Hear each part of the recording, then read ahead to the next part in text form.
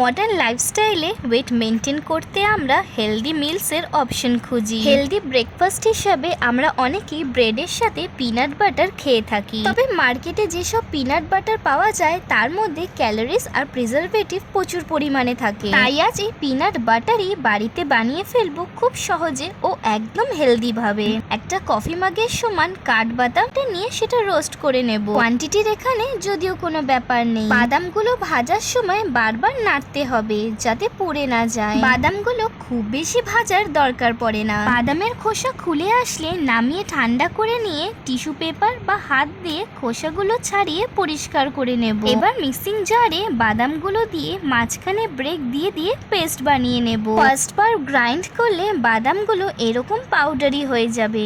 এইভাবে 2 থেকে 4 বার গ্রাইন্ড করলে বাদামের ভেতরে ন্যাচারাল অয়েল রিলিজ করে এরকম স্মুথ পেস্ট পেয়ে যাব।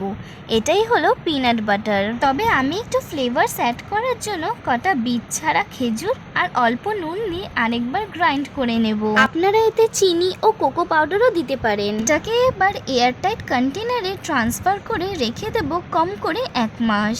অ্যাটলিস্ট এই মাসে আমার ব্রেকফাস্টের টেনশন শেষ। ঘরেই যদি খুব ইজিলি কম খরচায় প্রিজারভেটিভ ছাড়া হেলদি পিনাট বাটার বানানো যায়, তাহলে কি কেউ আর বাজারে পিনাট বাটার কেনে?